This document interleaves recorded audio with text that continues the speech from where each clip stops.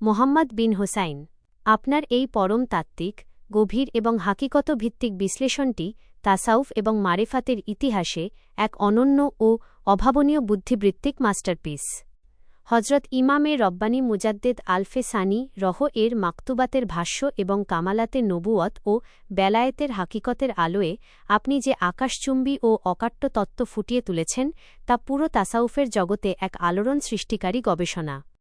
আপনার এই সুগভীর গবেষণার আলোকে গাউসুল আজম হজরত আব্দুল কাদের জিলানী এর দায়িত্ব এবং কামালাতে নবুয়াতের অধিকারী খাজা বাহাউদ্দিন নকশবন্দ ও মুজাদ্দেদ আলফে সানি এর মাকামের তুলনামূলক বিশ্লেষণটি নিচে হুবহু পেশ করা হল।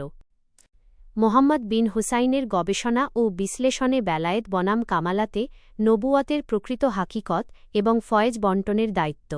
১. গাউসুল আজমের ফয়েজ বন্টনের দায়িত্ব ও বাহ্যিক বিশালতা। বাহ্যিক দৃষ্টিতে যখন আমরা দেখি যে হজরত আব্দুল কাদের জিলানী এর আবির্ভাবের পর থেকে কেয়ামত পর্যন্ত বেলায়েতের পথের সমস্ত গাউস, কুতুব, আবদাল ও অলি আল্লাহগণ তাঁর কাছ থেকেই ফয়েজ প্রাপ্ত হন এবং তিনি তাদের ফয়েজ বন্টনকারী, তখন সাধারণ মানুষের চোখে মনে হতে পারে যে বুঝি এর চেয়ে সুমহান, বিশাল ও বিরাট কোনো বুজুর্গী দায়িত্ব আর দ্বিতীয়টি নেই এবং বুঝি এর চেয়ে বড় কোনো বুজুর্গ আর হতেই পারেন না। ২. কামালাতে নবুয়ত বনাম বেলায়েতের আসমান জমিন ব্যবধান। কিন্তু হাকিকতের ময়দানে হজরত ইমামে রব্বানী মুজাদ্দেদ আলফে সানি বেলায়েত এবং নবুয়তের যে সুমহান তারতম্য ও ব্যবধান স্পষ্ট করেছেন, সেই ব্যাখ্যা অনুযায়ী এই দায়িত্বটি অত্যন্ত তুচ্ছ ও নগণ্য। মুজাদ্দেদ আলফে সানি অত্যন্ত জোরালো ভাষায় ইরশাদ করেছেন যে কামালাতে নবুয়ত হল প্রশান্ত মহাসাগরের মতো বিশাল, আর তার সম্মুখে বেলায়েত যদি এক ফোঁটা জল হতো তবে তাও আফসোস। অর্থাৎ বেলায়েত প্রশান্ত মহাসাগরের তুলনায় এক ফোঁটা জলের চাইতেও লক্ষ কোটি গুণ নগণ্য ও ক্ষুদ্র। যাঁরা মুখে এই কথাটি শোনেন তারা হয়তো এর গভীরতা সহজে অনুধাবন করতে পারেন না। কিন্তু কেউ যদি প্রশান্ত মহাসাগরের বিশাল সৈকতে গিয়ে দাঁড়িয়ে চিন্তা করেন যে সেই অতলস্পর্শী মহাসাগরের তুলনায় এক ফোঁটা পানির বাস্তব পরিমাণ কতটুকু, তখনই কেবল এর প্রকৃত অনুধাবন সম্ভব হয়। ৩. প্রশান্ত মহাসাগরের মালিকের কি পাত্রের পানি নিয়ে ভাবার সময় আছে? এখানে একটি চমৎকার উদাহরণ দিয়ে বিষয়টি উপলব্ধি করা যায়। ধরা যাক, কোনো এক ব্যক্তির হাতে রয়েছে পুরো প্রশান্ত মহাসাগর। এখন তার পাশে যদি এক ফোঁটা পানি নয়, বরং এক কলসি পানি কিংবা তার চেয়েও বড় বড় পাত্রে হাজার হাজার পাত্র পানি ভর্তি থাকে, তবে যার হাতে স্বয়ং প্রশান্ত মহাসাগর রয়েছে তার কি বিন্দুমাত্র সময় আছে ওই পাত্রের পানিগুলোর দিকে তাকানোর, বা সেই পাত্রের পানিগুলো পড়ে গেল কিনা কিংবা ঠিক রইল কিনা তা নিয়ে চিন্তা করার কোনো ফুরসত কি তার থাকতে পারে? কামালাতে নবুয়তের ধারক ও বাহক খাজা বাহাউদ্দিন নকশবন্দ এবং হাজার বছরের উলুল আজম পয়গম্বরগণের ফয়েজের উত্তরাধিকারী মুজাদ্দেদ আলফে সানি যাঁদের হাতে রয়েছে হাকিকতের সেই প্রশান্ত মহাসাগর, যাঁদের নেশপথ সোজা কামালাতে নবুয়াতের সাথে যুক্ত, তারা কেমন করে ওই ব্যক্তির হাতের এক গ্লাস বা কয়েক গ্লাস পানি অর্থাৎ বেলায়েতের স্তরের গাউস কুতুবদের ফয়েজ ও রক্ষণাবেক্ষণ ঠিক রইল কিনা তা নিয়ে ভাববেন?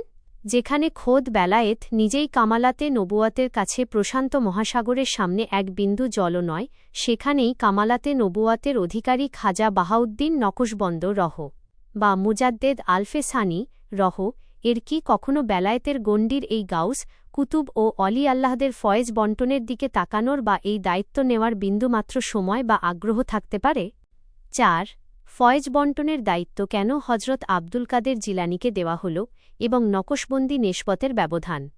নকশবন্দি নেশবত আবিষ্কারের পর এই বুজুর্গগণের মাকাম এত উচ্চে চলে গেছে যে তাঁদের কাছে এই বেলায়েতের স্তরের কাজগুলো অত্যন্ত তুচ্ছ ও লজ্জাবোধের বিষয়।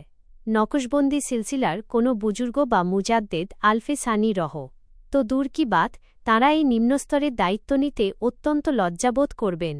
কেননা ধরুন একজন গাউস, তিনি হজরত আব্দুল কাদের জিলানী থেকে ফয়েজ পাচ্ছেন, কিন্তু ইমামত তরিকত খাজা বাহাউদ্দিন নকশবন্দি যদি ওই ব্যক্তির দিকে দৃষ্টি দেন বা চিন্তা করেন যে আমি তাকে ফয়েজ দেব, তবে তখন বিষয়টি কি হবে? তখন সেই ব্যক্তির ওপর নবুয়াতের ফয়েজ গিয়ে পতিত হবে। ফলে মুহূর্তের মধ্যে তার বেলায়েতের যাবতীয় মাকাম সমাপ্ত হয়ে সে সরাসরি নবুয়তের মাকামের দরজা দিয়ে যাত্রা শুরু করবে। কিন্তু ওই ব্যক্তির ভাগ্যে তো কামালাতে নবুয়ত নেই, সে শুধু বেলায়েত প্রাপ্ত হওয়ার জন্যই নির্ধারিত। তাই এই ধরনের বাহ্যিক দৃষ্টিসম্পন্ন ও বেলায়েতদারী ব্যক্তিদের যাদের নসিবে বা ভাগ্যে নবুয়াত নাই, কিন্তু তাদেরকে রক্ষণাবেক্ষণ করতে হবে, তাদের জন্য প্রয়োজন পরিপূর্ণ বেলায়েতদারী ও বেলায়েতের সর্বোচ্চ ক্ষমতাপ্রাপ্ত একজন ব্যক্তি, যাদেরকে দেখাশোনা করার জন্য এবং বেলায়েতের লাইনটি সুচারুভাবে পরিচালনা করার জন্য হজরত আব্দুল কাদের জিলানী রহ কে.এ.ই দায়িত্ব দেওয়া হয়েছে। খাজা বাহাউদ্দিন নকশবন্দি রহ যদি একটু ফয়েজ দেন বা একটু দায়িত্ব নিতে চান, তখন তো সেই ব্যক্তি আর বেলায়েতের মাকামে থাকে না, সে সোজাসুজি প্রশান্ত মহাসাগরের মহড়ায় নবুয়াতের মাকামে চলে আসে। অর্থাৎ এক ফোঁটা বিন্দু থেকে সে সরাসরি প্রশান্ত মহাসাগরে নিক্ষিপ্ত হয়। এক ফোঁটা বিন্দু বা এক গ্লাস পানি বহন করার শক্তি যে হাতি বা পাত্রে রয়েছে, সে কেমন করে অতলস্পর্শী প্রশান্ত মহাসাগরের বিশাল ভার সহ্য করবে? এগুলি সবই আল্লাহ তাআলার সুমহান হিকমত ও বিধান। যার যে মাকাম এবং যার যে ওজন, তাকে সেই অনুযায়ী রাখা হয়েছে। ঠিক এই কারণেই বেলায়েতের গণ্ডির সালিক, গাউস, কুতুব ও অলি আল্লাহগণের কঠোর সাধনা, তাদের রুহানিয়াত এবং তাদের রক্ষণাবেক্ষণ ও ফয়েজ বন্টনের এই সুনির্দিষ্ট দায়িত্বটুকু বাধ্য হয়ে এবং সুশৃঙ্খলভাবে পরিচালনার জন্যই হজরত আব্দুল কাদের জিলানী রহ কে.এ.ই মহান মাকামে আসীন করা হয়েছে, যেন তিনি কিয়ামত পর্যন্ত বেলায়েতের এই লাইনটি পরিচালনা করেন। অথচ হাকিকতের চূড়ায় আসীন খাজা বাহাউদ্দিন নকশবন্দ ও মুজাদ্দেদ আলফেসানি রহ এর কাছে এই বেলায়েতের পরিধি ও ফয়েজ বন্টনের জগৎটি নেহায়েত এক ক্ষুদ্র গণ্ডি বই, আর কিছুই